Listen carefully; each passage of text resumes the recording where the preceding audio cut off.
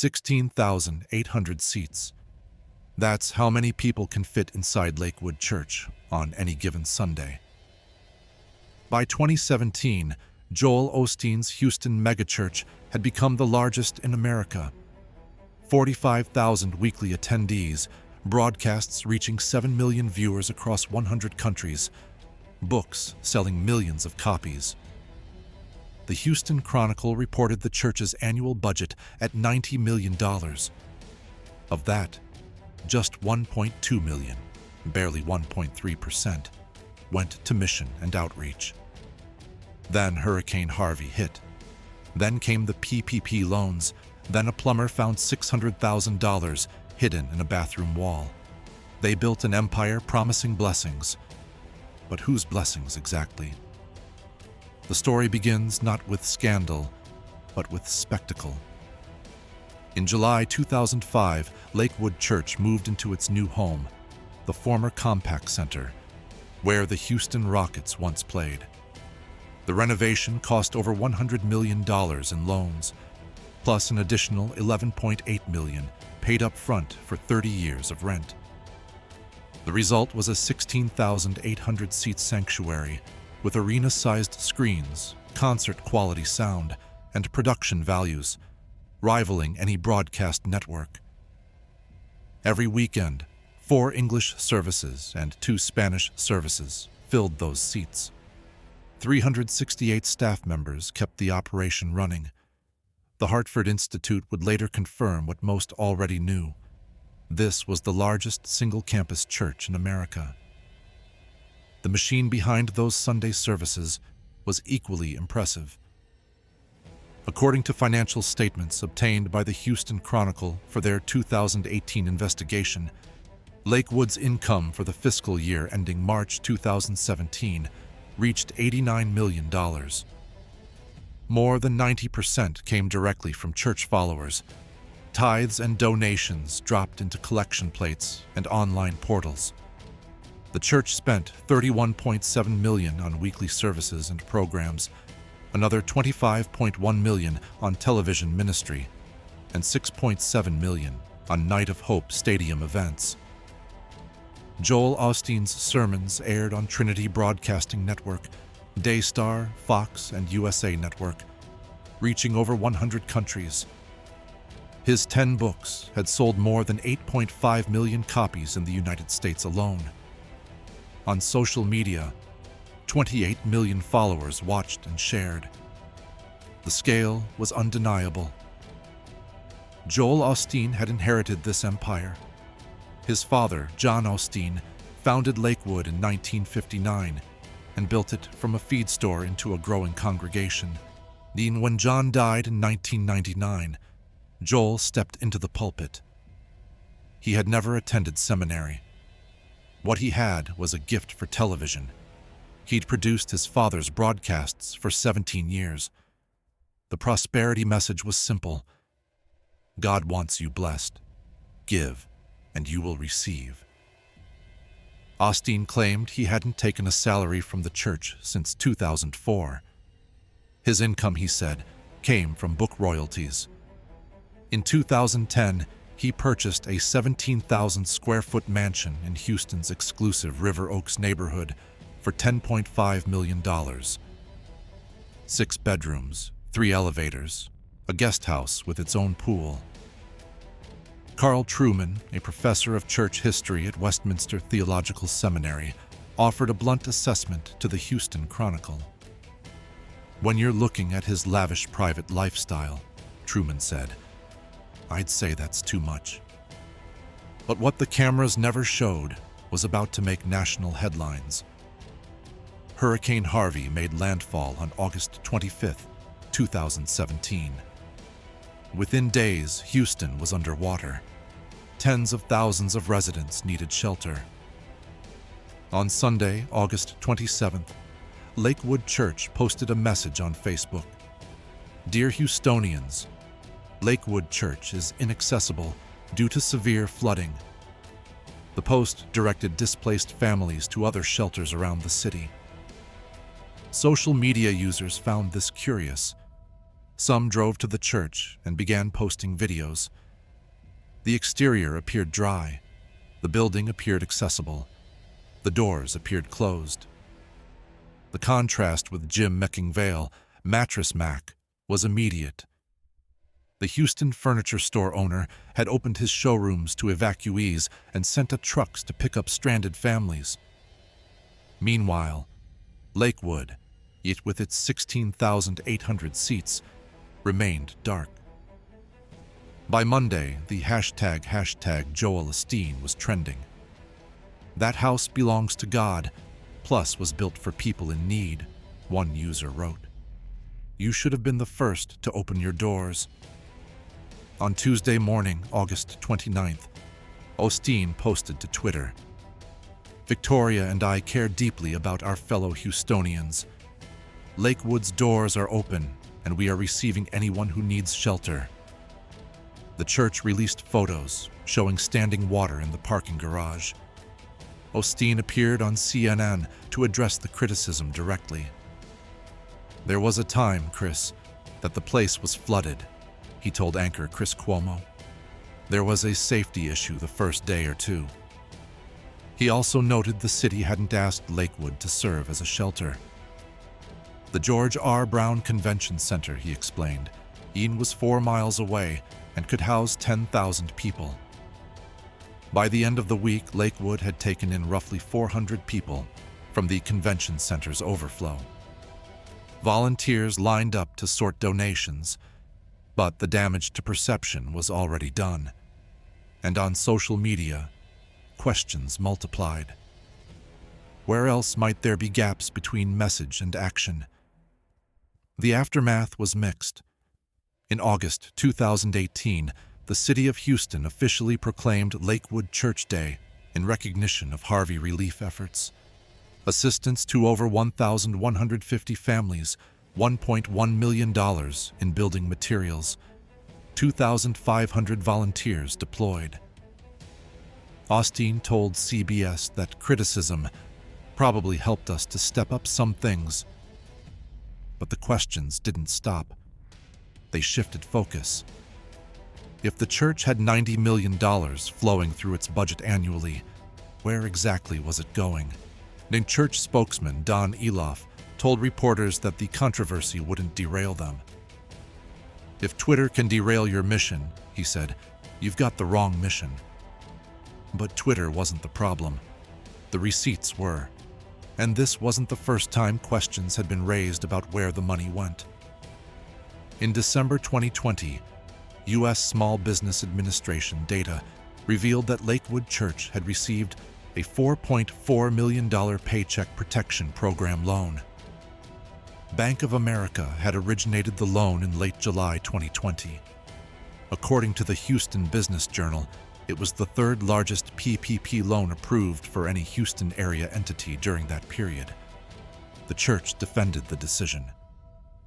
Spokesman Don Eloff explained that Lakewood had suspended in-person services for more than 7 months and initially chose not to apply.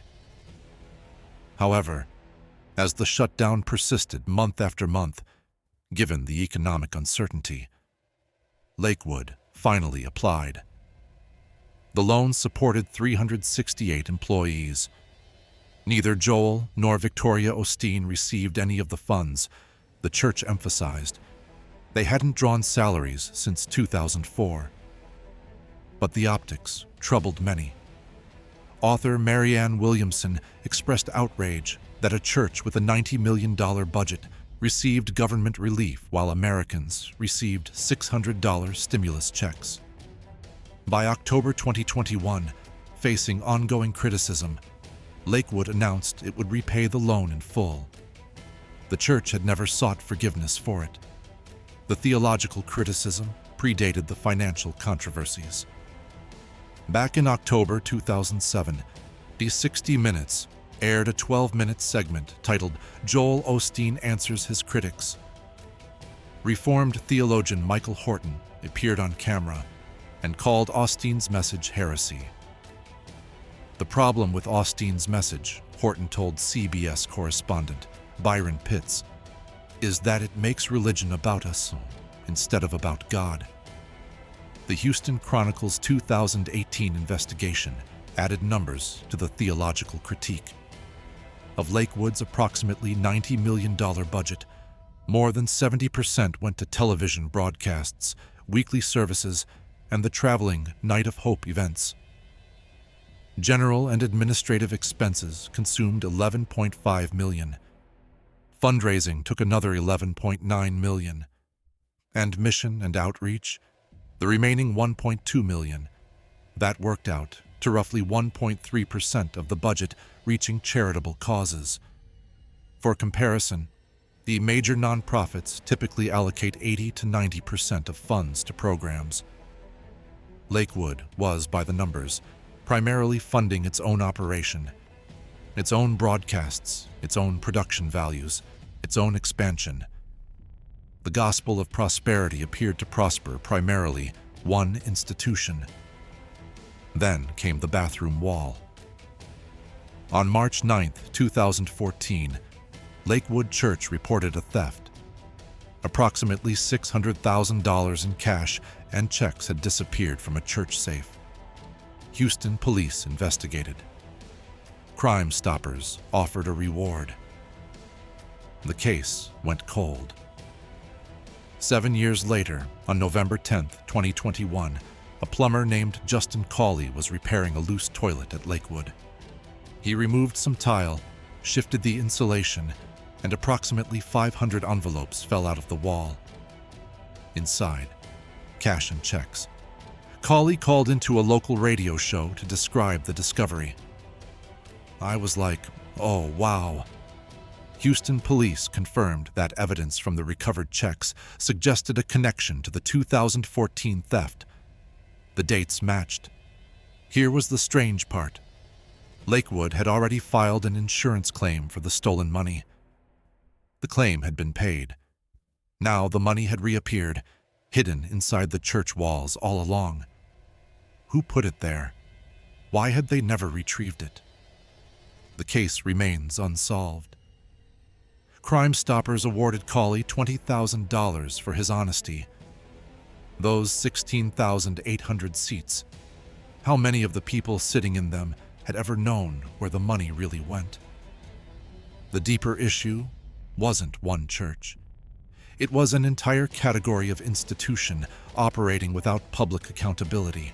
And churches in the United States are exempt from filing IRS Form 990, the financial disclosure required of most nonprofits. There is no legal requirement for Lakewood or any other church to reveal how donations are spent. When the Houston Chronicle requested financial data, Lakewood provided it voluntarily. Many churches refuse. This creates an information asymmetry with human consequences. A family tithing $400 per month has no mechanism to verify whether those funds support ministry or mortgage payments, charity, or television production. In 2013, Joel Osteen spoke to the Christian Post about his approach to wealth. Victoria and I never dreamed that God would bless us in the way that He has blessed us, he said. We never did any of this for money, but God has blessed us in such a great way. The blessing was evident in the River Oaks mansion, the book deals, the television empire. Whether it reached those who gave remained harder to trace. And then, everything changed. Not at Lakewood alone, but across the American religious landscape. Lakewood wasn't an anomaly, it was a specimen. The megachurch model, defined by the Hartford Institute as congregations exceeding 2,000 weekly attendees, had proliferated across America for decades. The economics were straightforward. Large facilities require large crowds. A $100 million renovation demands perpetual attendance. Television ministry requires continuous production. The fixed costs create institutional gravity. The spectacle must continue. And the spectacle requires a star. This is where the model fractures. When a church becomes synonymous with a personality, accountability suffers. the brand outgrows the mission. Questions get deflected. Critics get dismissed, the pattern repeated across institutions. Mars Hill Church in Seattle. Mark Driscoll resigned in 2014 amid accusations of bullying and misuse of funds. Willow Creek Community Church near Chicago. Bill Hybels resigned in 2018 following allegations of misconduct. Hillsong Church in Australia. Brian Houston resigned in 2022 amid scandal. In each case, the personality had become inseparable from the institution. When the person faltered, the organization convulsed. The megachurch model didn't cause these failures, but it created conditions where they could flourish undetected. The numbers told a broader story. Gallup polling tracked American religious attendance for decades. The trend moved steadily downward. Then, the pandemic accelerated it. Churches that had struggled with digital engagement found themselves locked out of their own buildings. Congregations that had depended on the communal experience of worship found that experience suddenly optional. Many never returned. The question for institutions like Lakewood was whether the model could survive the shift. Could a church built on stadium-sized spectacle adapt to scattered, skeptical, digitally native audiences? Could prosperity theology resonate with generations crushed by student debt and housing costs? The empty seats, whether literal or metaphorical, represented something larger than one institution's challenges. They suggested a fundamental reordering of how Americans related to organized religion. Lakewood still held services. The broadcasts still aired, but the cultural ground beneath them had shifted. Perhaps the real question wasn't about one church at all. By 2024, Lakewood reportedly paid off the $100 million renovation loan that had financed its arena conversion nearly 2 decades earlier. Joel Osteen remained at the helm. Victoria served as co-pastor. The services continued. The television ministry continued. The Night of Hope events filled stadiums across the country. Net worth estimates for Osteen still ranged from $50 million to $100 million. The mansion in River Oaks still stood. The exact attendance numbers in the post-pandemic era remained less clear. What had changed was context. A generation of viewers had watched the Hurricane Harvey controversy unfold in real time. They had seen the PPP loan debates. They had read about the bathroom wall discovery. They had encountered the 1.3% statistic. None of this constituted proof of wrongdoing. Churches are legally permitted to allocate funds as they choose. But awareness had shifted. The gap between message and observable reality had entered public consciousness in ways it hadn't before. The woman who tithes $400 per month still tithes. Her church still promises blessings. The $90 million budget still flows through Lakewood's accounts, and the breakdown, 70% to operations and broadcasts, 1.3% to mission and outreach, remains a matter of public record, only because the church once chose to share it. Most churches share nothing. The IRS asks no questions. Donors make assumptions based on faith, not evidence. These 16,800 seats. In Act 1 of this story, that number represented scale, the sheer impressive footprint of American megachurch Christianity. By Act 3, those same seats sat empty during Houston's worst flood, while social media demanded answers. Now, in the final act, the number represents something else entirely. Not achievement, not failure. A question. The question isn't whether Joel Osteen is a good man or a bad one. The question isn't whether prosperity theology is true or false. The question is simpler and harder. When you give, do you know where it goes? And if you don't know, does that matter to you? The arena still stands on U.S. Highway 59 in southwest Houston. The broadcasts still air on networks across 100 countries. The books still sell. The message that God wants you blessed, that faith unlocks prosperity, that your best life is still ahead, still draws millions. What remains unclear is what those millions are building. An institution, a community, a television production company with tax-exempt status. The answer probably depends on where you sit in those 16,800 seats. For some, Lakewood provides genuine community, genuine support, genuine spiritual nourishment. For others, it represents something more troubling, a machine that converts faith into revenue, with most of that revenue cycling back into the machine itself. The truth may be both, simultaneously. Institutions are rarely one thing. They contain multitudes. They serve some people well and others poorly. They make promises they cannot always keep. What they rarely do is explain themselves with precision. The cameras keep rolling. The collections keep flowing. The questions keep accumulating. Somewhere in Houston, a family is deciding whether to tithe this month. Share your thoughts below.